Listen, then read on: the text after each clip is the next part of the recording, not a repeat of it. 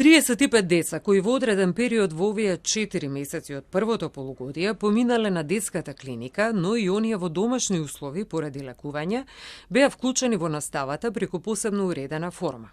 Со ова ја надминавме децениската битка, вели Марија Вук, но и спречување на еден вид дискриминација која можеше да се провлекува и во иднина. Сите деца кои се на боледување имаат можност да учат.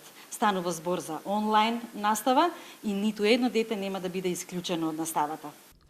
Во одредени случаи наставникот може да организира и индивидуална настава во зависност од состојбата на ученикот, по прилагодена наставна програма на таквата состојба.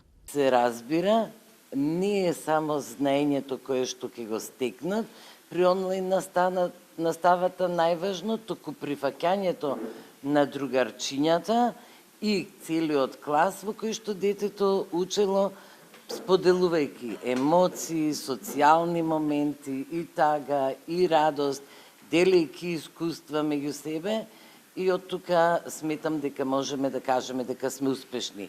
Ваквата иницијатива на Сдруженијето САНО и МОН беше предизвик и за Бирото за развој на образованието, работејќи на формален документ за инклузија на децата кои се на болничко лекување.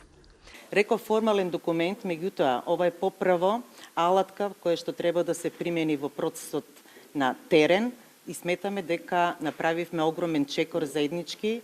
За оваа цел беа спроведени обуки во кои беа опфатени над 166 наставници во 83 училишта во 7 општини.